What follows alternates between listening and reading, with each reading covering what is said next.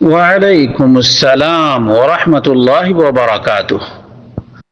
اللہ رب العالمین خیر و عافیت میں رکھے، مزید تحقیق کرنے کی توفیق عطا فرمائے۔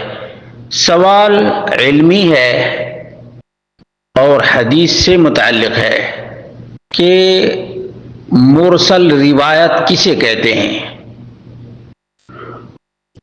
اور اس کا حکم کیا ہے؟ اس کا جواب یہ ہے، مرسل وہ روایت ہے جس کو ایک تابعی ڈائریکٹ نبی اکرم صلی اللہ علیہ وسلم سے بیان کرتا ہے اور صحابی کو چھپا دیتا ہے، صحابی کو چھپا دیتا ہے۔ اس روایت کو محدثین نے ضعیف کی قسموں میں بیان کیا ہے اور عمل کے لیے صرف اور صرف صحیح اور مقبول اور حسن درجے کی روایت ہی لی جاتی ہے، اور صحیح اور مقبول اور حسن روایت کے لیے لازم ہے سند متصل ہو، یعنی فلاں نے فلاں سے سنا ہے اور فلاں نے فلاں سے سنا ہے اور فلاں نے نبی اکرم صلی اللہ علیہ وسلم سے سنا ہے، یعنی یہ چین بالکل جڑا ہوا ہونا چاہیے۔ کیسا ہونا چاہیے؟ بالکل چین ٹوٹا ہوا نہیں ہونا چاہیے، چونکہ مرسل روایت میں چین ہی بیچ سے ٹوٹ گیا ہے تو وہ چین کسی کام کے لائق ہی نہیں رہ گیا، کسی کام کے لائق ہی نہیں رہ گیا ہے۔ اس لیے اس کو جو لوگ استدلال کے لیے پیش کرتے ہیں بہت بڑی غلطی کا شکار ہوتے ہیں۔ اسی لیے کہتے ہیں کہ یہ دلیل نہیں، مرسل روایت کوئی دلیل ہے ہی نہیں، اور یہ جمہور اہل علم کے نزدیک قابل استدلال نہیں ہے۔ مثال کے طور پر امام مسلم رحمہ اللہ نے صحیح مسلم کے مقدمہ میں اس بات کو ذکر کیا ہے، جلد نمبر 1 صفحہ نمبر 12 ہے، والمرسل من الروایات فی اصل قولنا وقول اہل العلم بالاخبار لیس بحجہ۔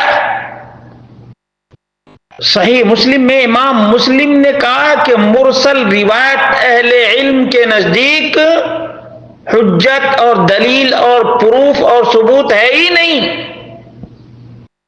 وقال ابن ابی حاتم رحمہ اللہ،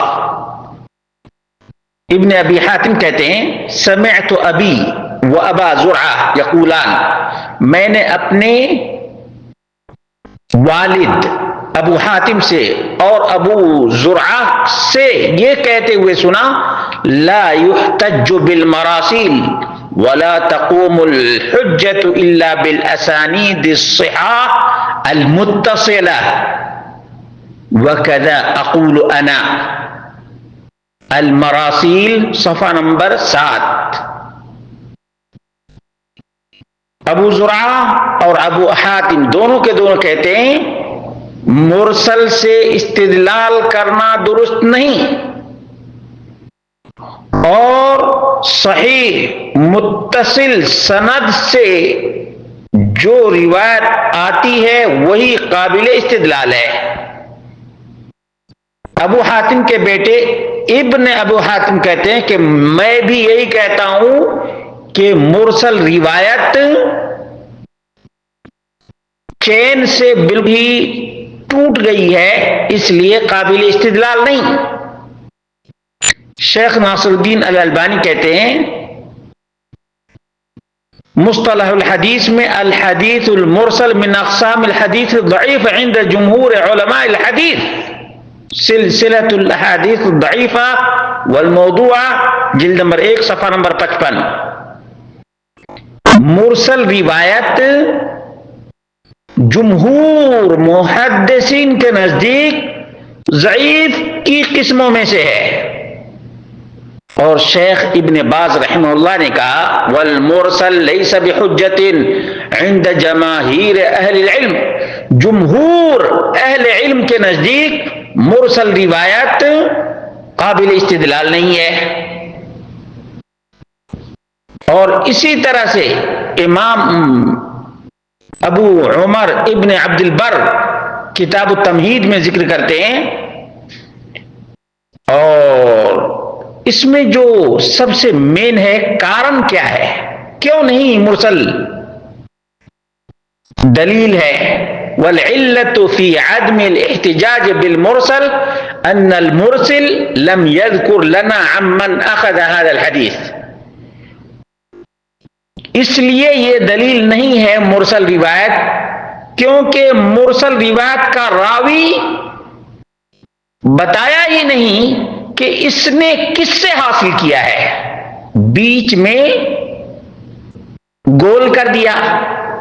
هل اخذہ عن صحابی، اس راوی نے کسی صحابی سے سنا ہے یا کسی غیر سے سنا ہے، هل اخذہ عن صحابی ام اخذہ عن رجل مجہول، کسی صحابی سے سنا ہے یا کسی غیر نتو خیرے سے سنا ہے یا کسی ضعیف سے سنا ہے، گول مول ہے۔ ان تمام احتمالات کی وجہ سے استدلال کرنا بالکل ہی باطل ہے۔ جو لوگ مرسل روایت سے دلیل پکڑتے ہیں یہ باطل طریقے پر ہیں۔